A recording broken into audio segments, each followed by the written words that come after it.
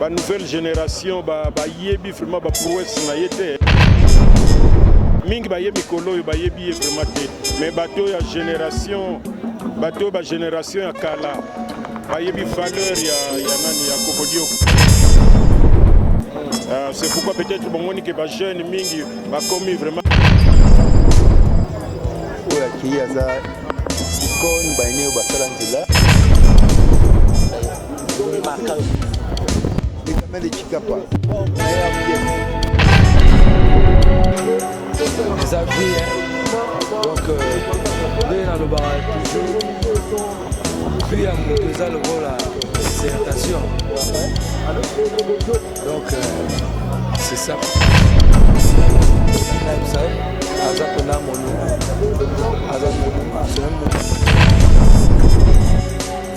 Kokodio koyera belinga pena bazalaki na belaki komona ba evacuaki mutu moko na pari atindela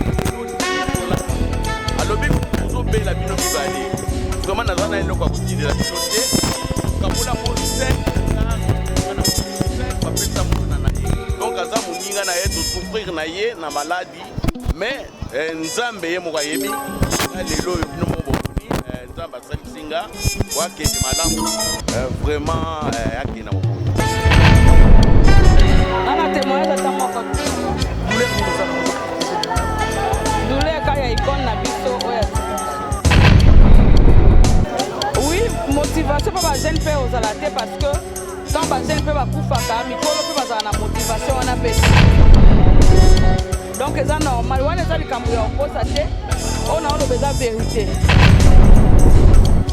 donc soki mpe jeune akufi bamikolo mpe baozala motive te yango wana tokóma bongo tozokende mpe bongo soki baolakisa biso kolanda na bamatanga te na makambo te tokende bongo bato nyonso ekipe ya théâtre eza teke oyo ya bajeune kaka donc bato nyonso na mikolo wana mpe bakenda kotala ye te.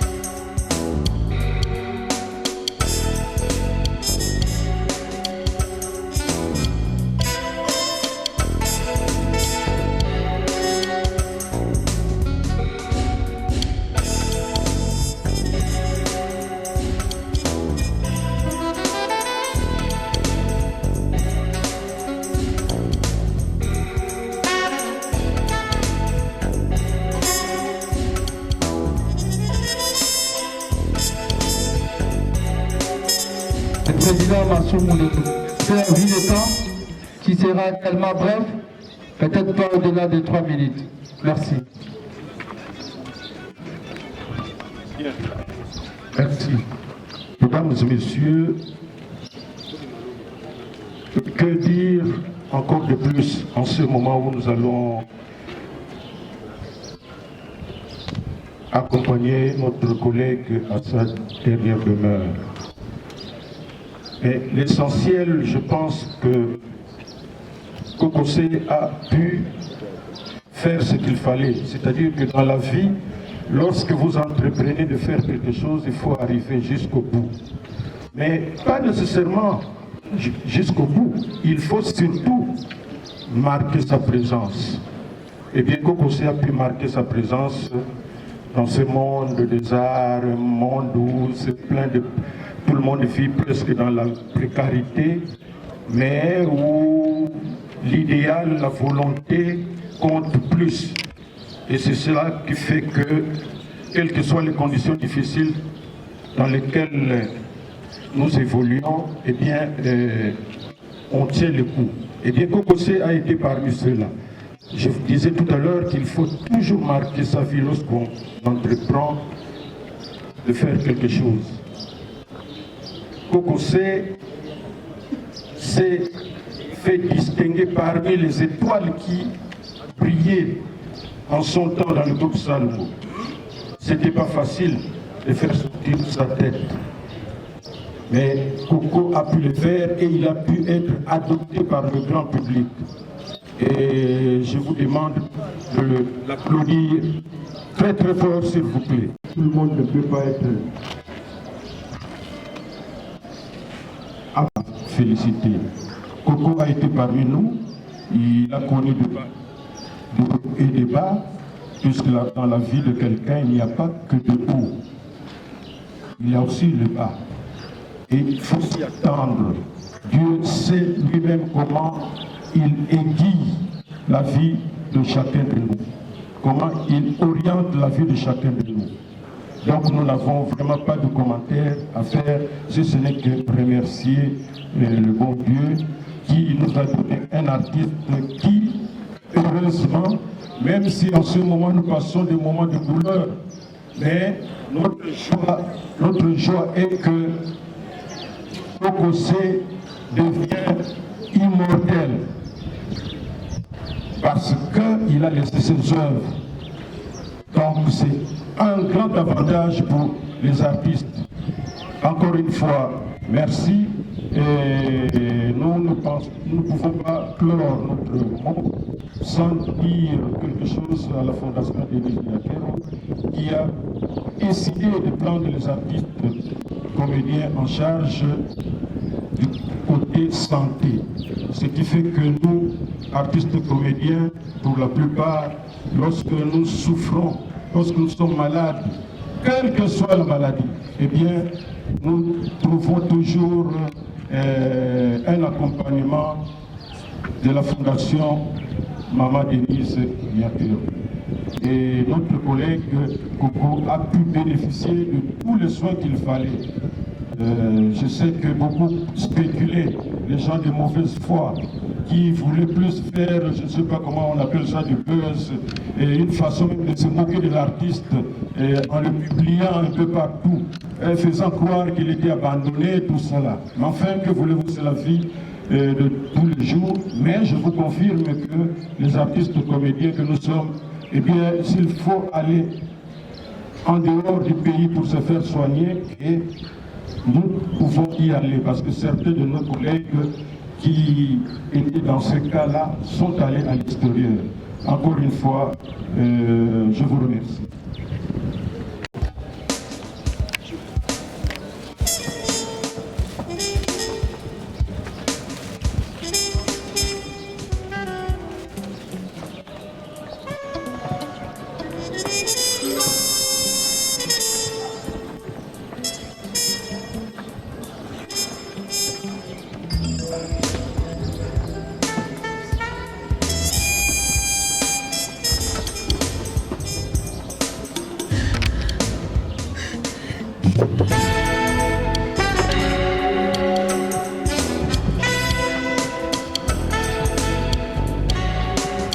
merci aux artistes en général.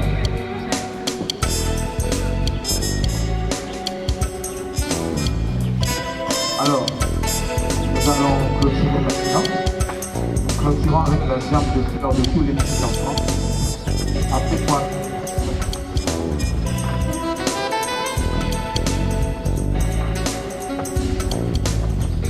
les petits enfants des Cocodios, tous les petits enfants des Cocodios.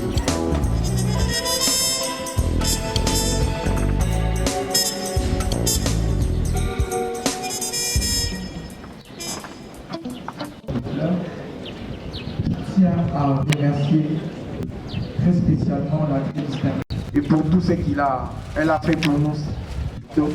Et nous disons merci à tous ceux-là éparpillés dans le monde qui nous ont assistés depuis qu'on avait annoncé la mort de Cocodio jusqu'à ce jour. Nous vous remercions de votre compatie avec nous. Alors, après ici, on va faire un levée.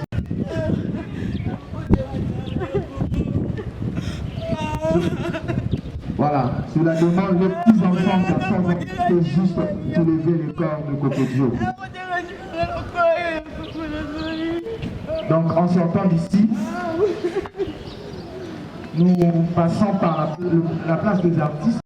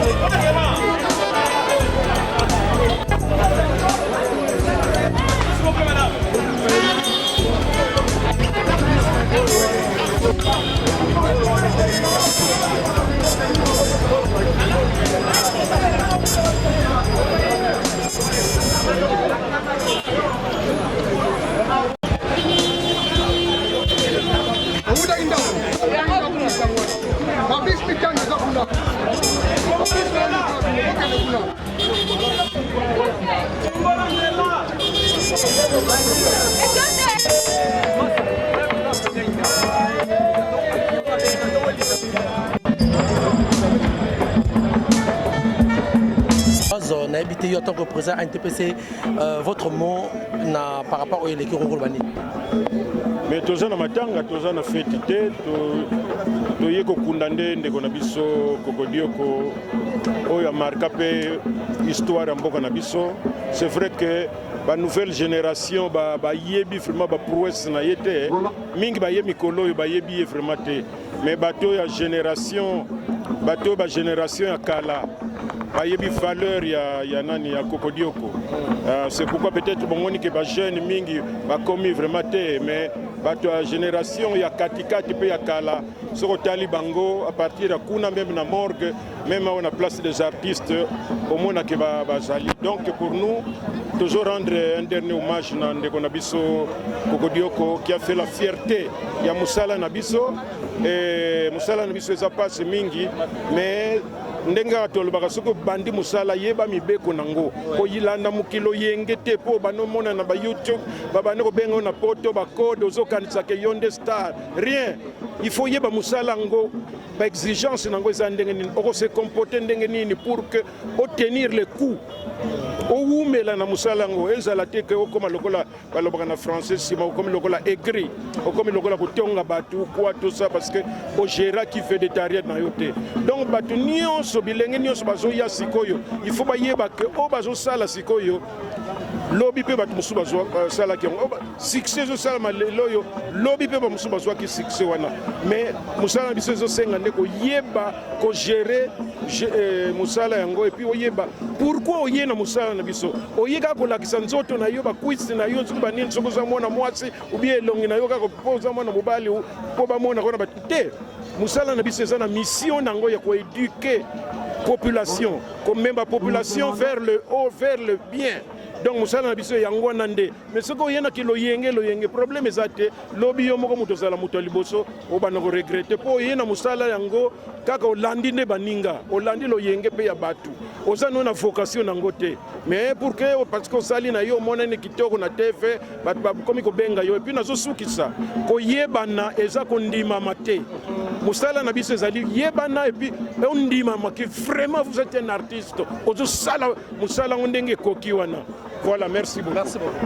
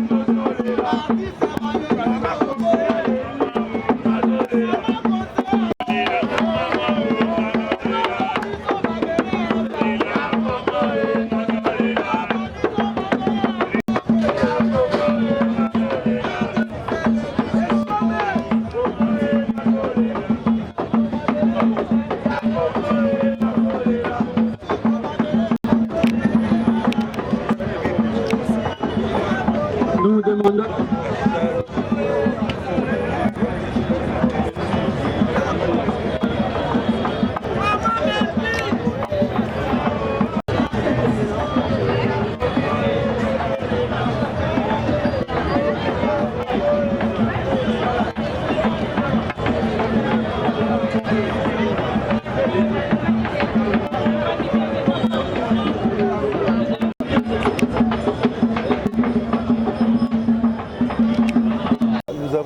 Sentiment de tristesse parce que la mort nous interpelle beaucoup, la mort nous attriste toujours.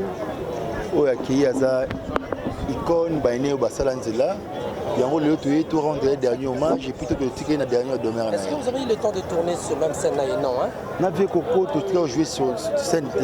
Mais pendant qu'on a Belaki basala ko scène pour la 2015. Nakendaka ko assister na hôpital c'est un grand haut biso de talent. Donc bobo ça musala biso doit être projet mbé tout pour nos parents na biso. Donc voilà, biso c'est une fierté to ya ko rendre ba dernier hommage et que Akeno peut Manakimia. On dit bravo à l'artiste parce que il a accompli sa mission et puis voilà, il est parti. Vous avez dit que c'est votre Azam comme modèle hollandais il y a longtemps. Est-ce que nous gardez son souvenir hollandais? Vous le marquez le plus. Les gamins de Chikapa, meilleure pièce. Donc, Patabiso n'a rien manqué. Et ça la rage. Donc, tu peux pas être un jour comme ça. Donc, voilà. Et nous, on est marquant. Ok, merci.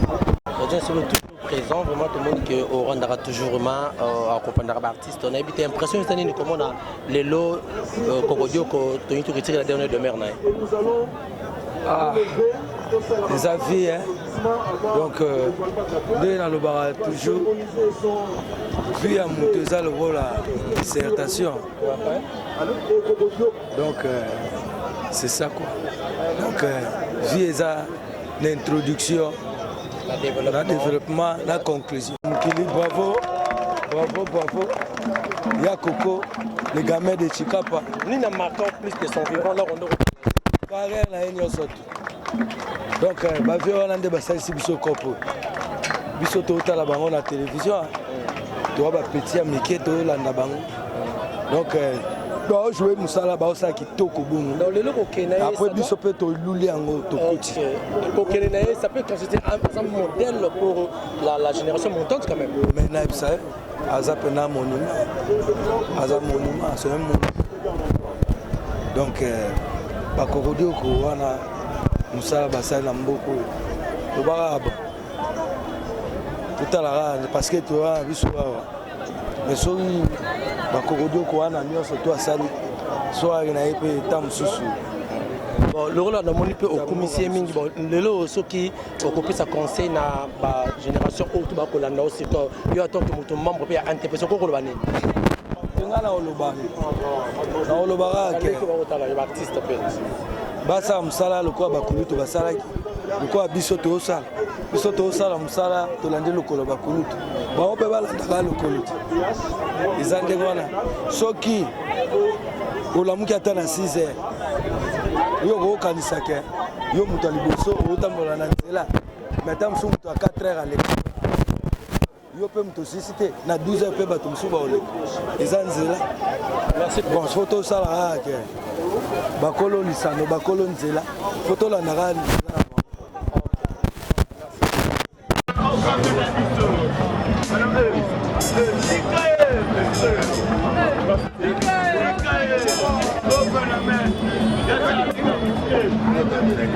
Applaudissez, applaudissez,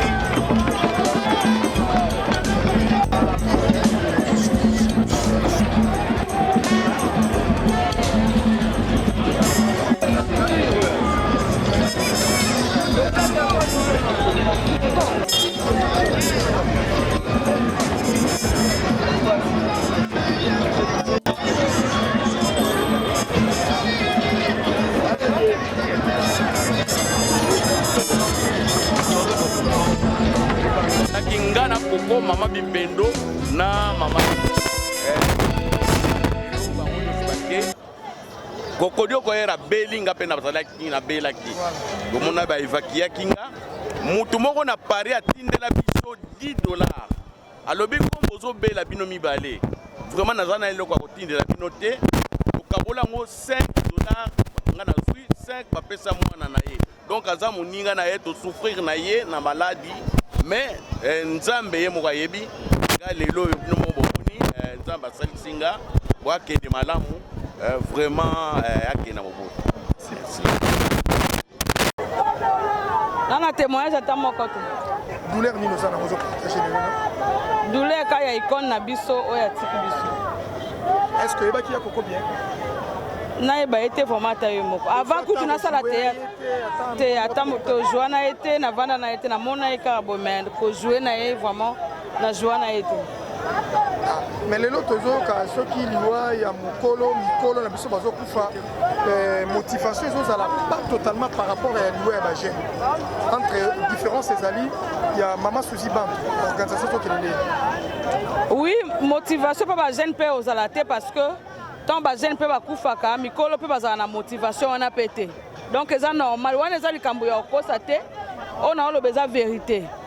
Donc so pe jeune akufi ba mikolo pe ba ozala motiver te yango wana to koma bongo tozo kende pe bongo mikolo ba changer nde biso pe to changer parce que mukolo ndo Alexandela siko nzelo baninga mikolo ba laxi biso ya biso to Hollanda quand même beaucoup de mikolo to sai beaucoup de mikolo na musala to kutaki bango faut la sabiso ligne de conduite ça bien parce que so ba la sabiso ko Hollanda na ba matanga tina makambu te to kende bongo en